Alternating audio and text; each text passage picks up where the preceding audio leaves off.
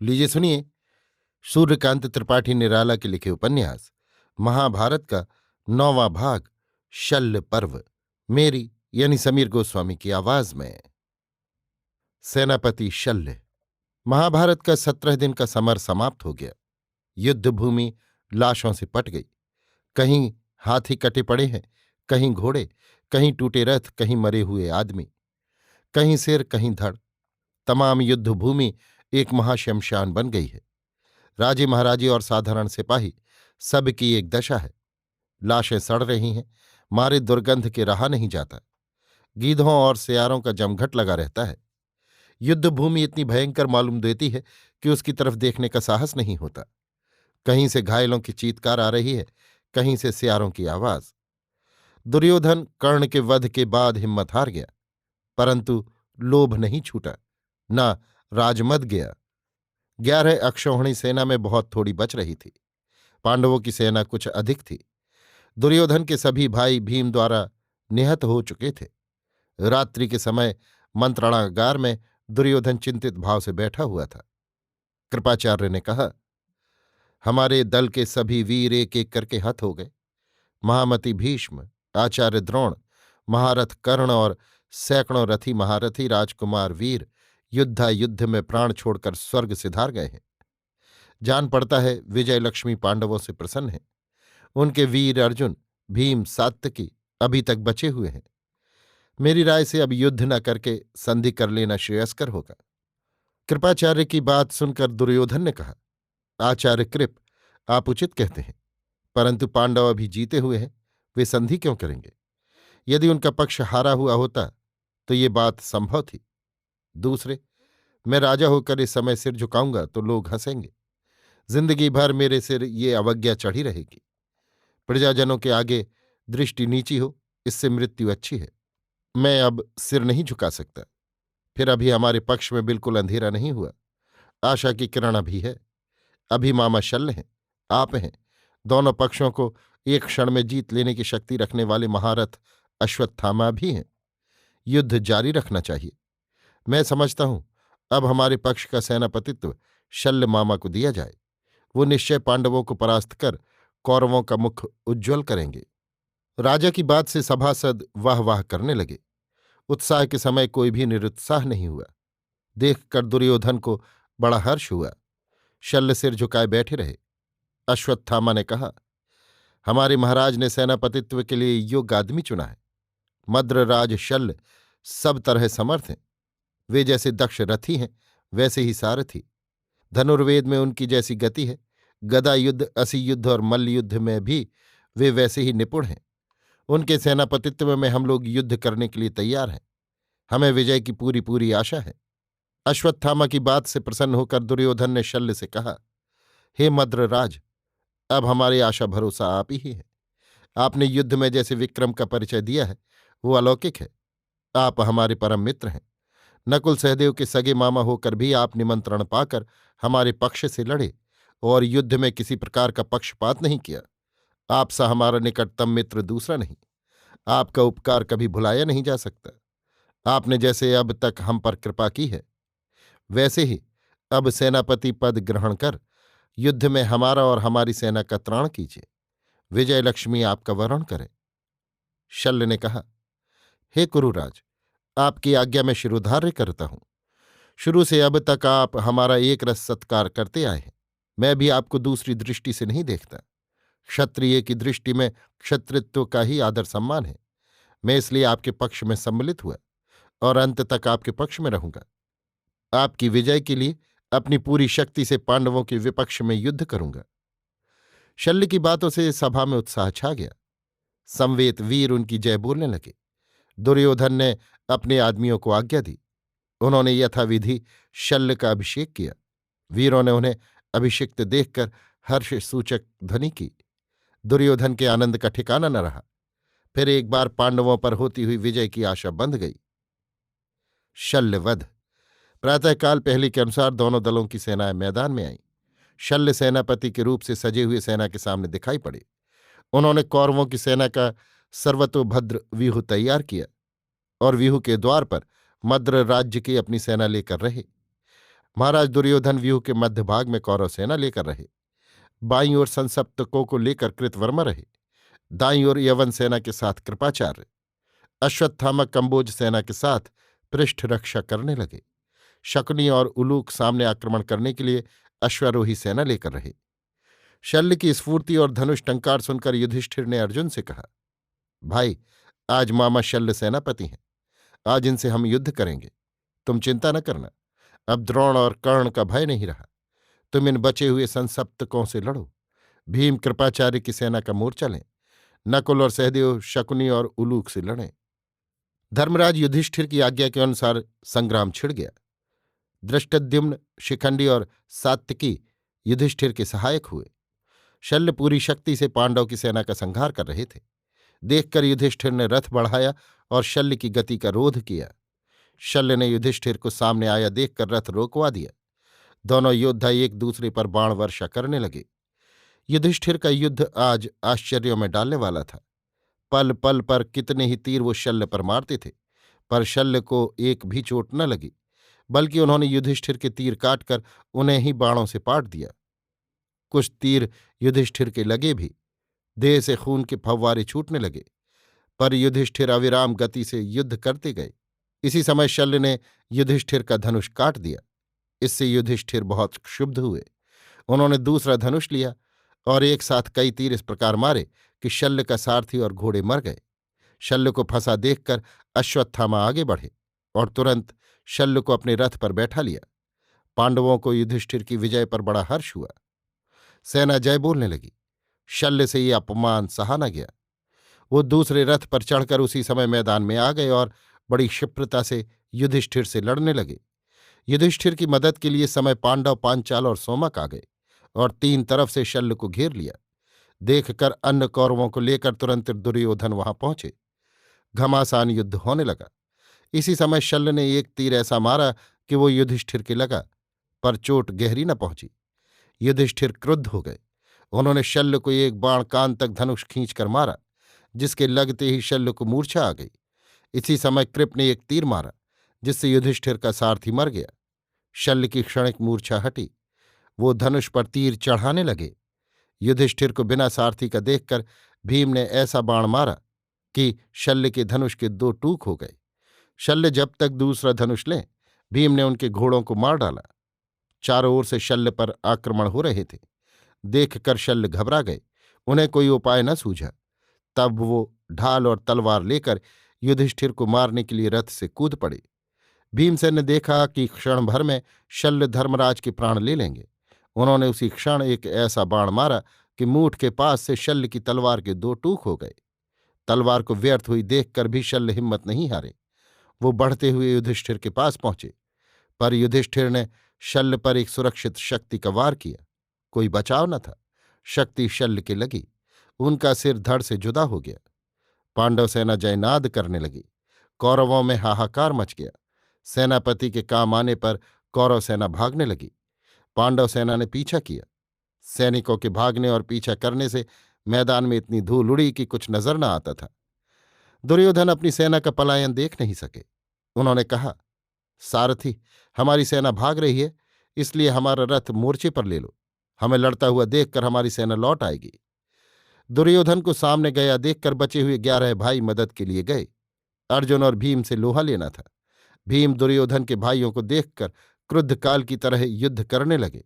सेना को जब मालूम हुआ कि महाराज दुर्योधन अकेले युद्ध कर रहे हैं, वो लौट पड़ी और अपने राजा की प्राणों की बाजी लगाकर सहायता करने लगी।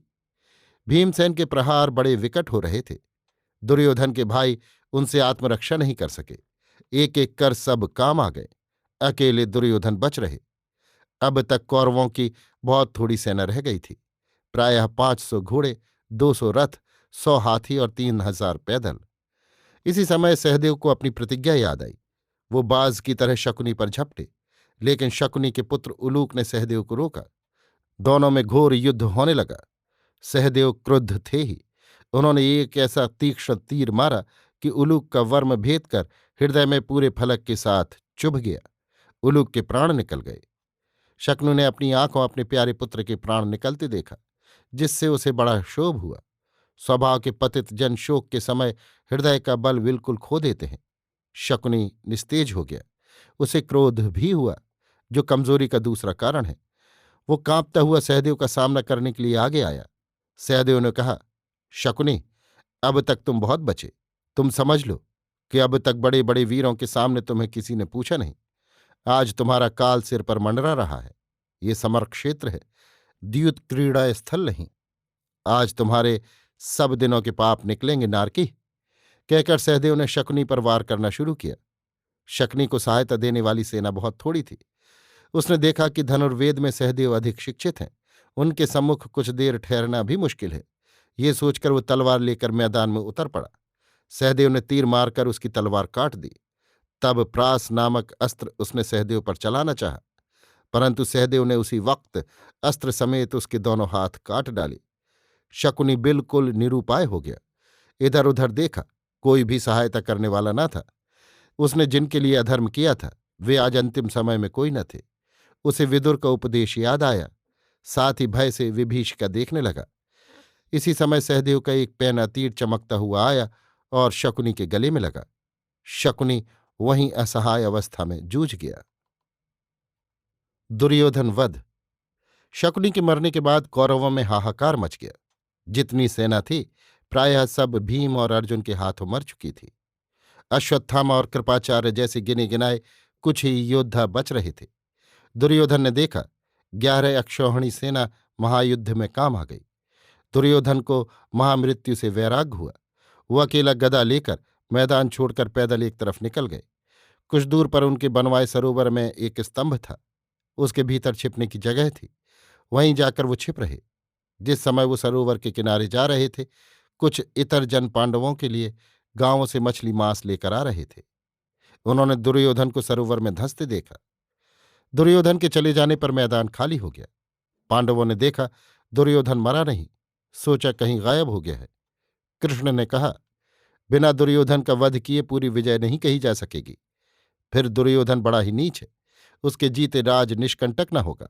कोई न कोई उपद्रव फिर खड़ा करेगा। इसलिए हमें ये चाहिए कि उसकी खोज करके अभी उससे युद्ध और उसका वध किया जाए। कृष्ण की बात सबको पसंद आई। पांचों पांडव और बचे हुए सेनापति दुर्योधन की खोज करने लगे। इसी समय वे ग्रामीण जन आते हुए देख पड़े। पूछने पर उन्होंने कहा, आगे उस सरोवर में एक मुकुटधारी वीर को धंसते हुए हमने देखा है। वो गदा लिए हुए था। सब लोग समझ गए कि वही दुर्योधन है। कृष्ण के साथ सब उस सरोवर की तरफ बढ़े। कुछ देर बाद वो सरोवर मिला। उसके बीच में एक स्तंभ था। कृष्ण ने अनुमान किया कि इसके भीतर छिपने की जगह अवश्य होगी। किनारे पर देखा तो एक आदमी के पैर के निशान बने थे, लेकिन उल्टे निशान थे, जैसे कोई सरोवर में गया हो, निकला न हो। पैर के चिन्ह सबने देखे। युधिष्ठिर ने कहा, यह दुर्योधन का ही पैर है, क्योंकि इसके निशान में पद्म का चिन्ह है। दुर्योधन के पैर में भी पद्म का चिन्ह है। कृष्ण ने धीरे से भीम से कहा, भीम, तुम दुर्योधन को ललकारो और व्यंग्य वचन कहो। दुर्योधन तीखे स्वभाव का व्यक्ति है। वो कटुक्ति सुनकर पानी के भीतर नहीं रह सकेगा, बाहर निकल आएगा। तब युद्ध में उसे परास्त करके उसका वध करना। भीम सरोवर के किनारे से दुर्योधन को ललकारने लगे, रे अंधपुत्र, तू अक्ल का भी दुश्मन था। पहले तुझे नहीं सूझा कि तू पांडवों से युद्ध नहीं कर सकता? पहले तूने संधि भी नहीं की। देश के वीरों को कटाकर भाइयों की जान लेकर अब खंभे के भीतर जाकर छिपा है। धिक्कार नराधम! जरा भी तुझे क्षत्रियत्व का गर्व हो तो निकल आ बाहर। लेकिन तू क्या निकलेगा? जान लेकर भागने वाले कायर! तूने सिद्ध कर दिया कि असल में तू कैसा था। भीम कटुक्ति कहे ही रहे थे कि दुर्योधन पानी से बाहर निकल आया। इसी समय उसके गुरु बलराम तीर्थयात्रा करते हुए उधर से जा रहे थे। कृष्ण से मिलने के उद्देश्य से वहां आ पहुंचे। उन्हें देखकर दुर्योधन ने भक्ति भाव से प्रणाम किया। बलराम दुर्योधन के गदा युद्ध के गुरु थे। महाभारत युद्ध का फल उन्हें मालूम हो चुका था। शांत चित्त से उन्होंने दुर्योधन को आशीर्वाद दिया। दुर्योधन ने कहा, गुरुदेव, आप बड़े अच्छे समय में उपस्थित हुए हैं। इस समय आपके अलावा मेरा हित चिंतक कोई नहीं। बलराम ने आश्वासन दिया कि उनके रहते किसी प्रकार का अन्याय न हो पाएगा। कृष्ण ने कहा, कुरुराज, अब आप युद्ध के लिए तैयार हो जाइए। दुर्योधन ने कहा, मैं तैयार हूं, लेकिन धर्म युद्ध होगा और निरीक्षक आपके बड़े भाई मेरे गुरुदेव होंगे। गुरुदेव धर्म के सिवा किसी का पक्ष न लेंगे। कृष्ण ने कहा, अच्छी बात है, महाराज युधिष्ठिर को ये मंजूर है। दुर्योधन ने कहा, मेरे पास केवल गदा है, मैं गदा युद्ध करूंगा। कृष्ण ने कहा, पांडवों को ये भी मंजूर है। दुर्योधन ने कहा, मैं अकेला हूं, एक ही आदमी से युद्ध कर सकता हूं। कृष्ण ने कहा, यह भी सही है। दुर्योधन ने कहा, आखिरी बात यह है कि मैं राजा हूं, राजा से ही युद्ध करूंगा। युधिष्ठिर लड़ने के लिए तैयार हों। बलराम को दुर्योधन का यह तर्क पसंद आया।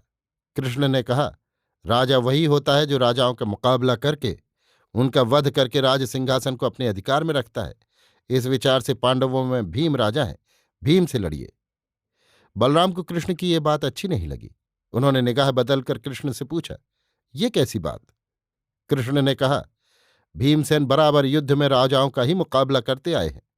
उन्होंने जरासंध से लेकर महाभारत तक में राजाओं का ही सामना किया है और अपने बाहुबल से उन्हें पराजित करके वध किया है। दुर्योधन के कुल भाइयों को उन्हीं ने मारा है। दुर्योधन से लड़ने की उनकी बहुत दिनों की प्रतिज्ञा भी है।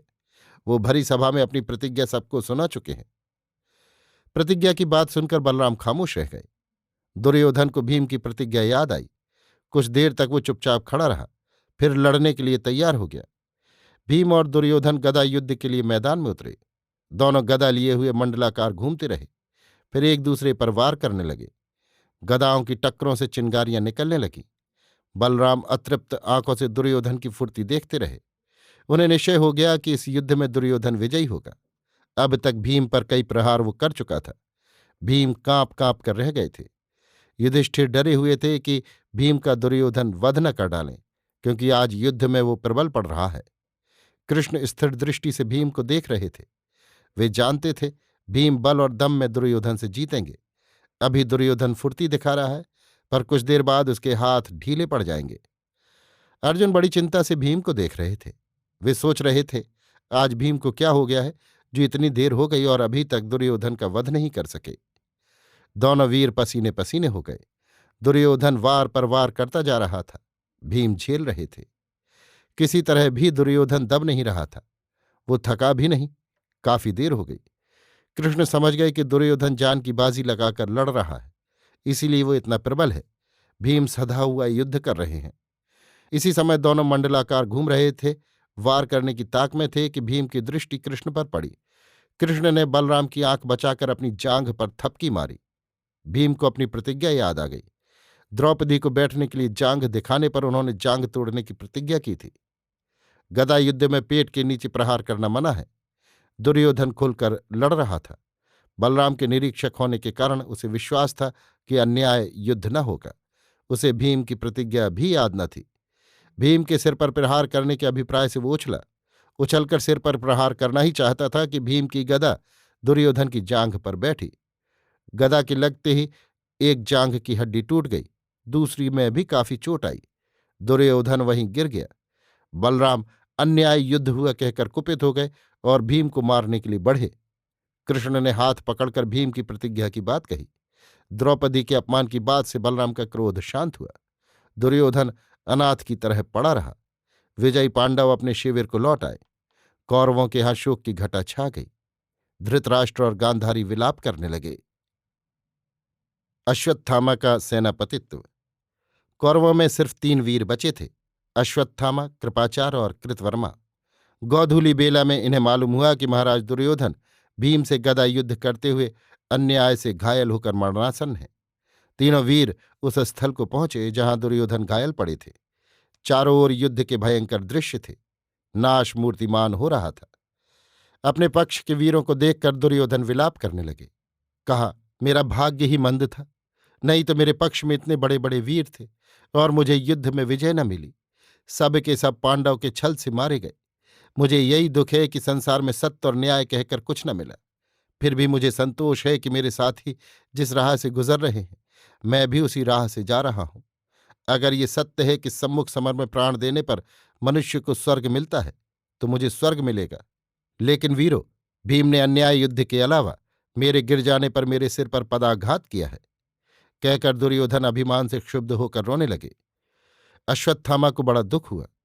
ये वही दुर्योधन है जो समस्त ज्ञात पृथ्वी के अधीश्वर थे, जिनके बड़े बड़े राजे महाराजे आज्ञाकारी थे, जिनकी इच्छा मात्र से बड़े बड़े राज्य बन बिगड़ सकते थे।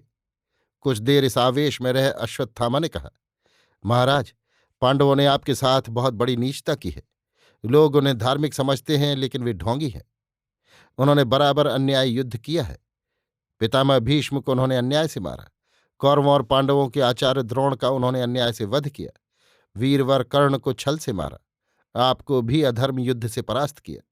मैं बहुत सह चुका हूं, लेकिन पांडवों को जैसे का तैसा फल देना ही है। मैं अवश्य अवश्य पांडवों का वध करूंगा। आपके संतोष के लिए जिस उपाय का भी सहारा लेना पड़े मैं लूंगा। प्राण रहते तक मैं आपको प्रसन्न करने की चेष्टा करूंगा। अश्वत्थामा की बात सुनकर दुर्योधन को आश्वासन मिला। बैठे हुए उन्होंने कृपाचार्य को जलपूर्ण घट ले आने की आज्ञा दी। कृपाचार्य घट ले आए। दुर्योधन ने अश्वत्थामा का अभिषेक किया। फिर बड़ी आशा की दृष्टि से देखते हुए कहा, हे गुरुपुत्र, तुम ब्राह्मण हो, स्वभाव से त्यागी हो। मैं तुम्हारा क्या उपकार इस समय कर सकता हूं? अब मेरे कुछ भी नहीं रहा। तुम देखते हो, केवल मेरा उत्साह और मेरी प्रसन्नता साथ लेकर जाओ। तीनों वीर राजा का सम्मान करके उठे। उनके रथ दूर खड़े थे। चलकर उन पर बैठे। दुर्योधन अकेले उस एकांत में पड़े रहे। तीनों वीर पांडव शिविर की ओर चल पड़े। रात हो रही थी। इधर उधर सियार दौड़ रहे थे। लाशों की बदबू आ रही थी। कहीं कहीं घायलों की चीख सुन पड़ती थी। तीनों वीर रथ बढ़ाते हुए युद्ध का मैदान पार कर गए। अभी आप सुन रहे थे सूर्यकांत त्रिपाठी निराला के लिखे उपन्यास महाभारत का 9वां भाग शल्य पर्व, मेरी यानी समीर गोस्वामी की आवाज में।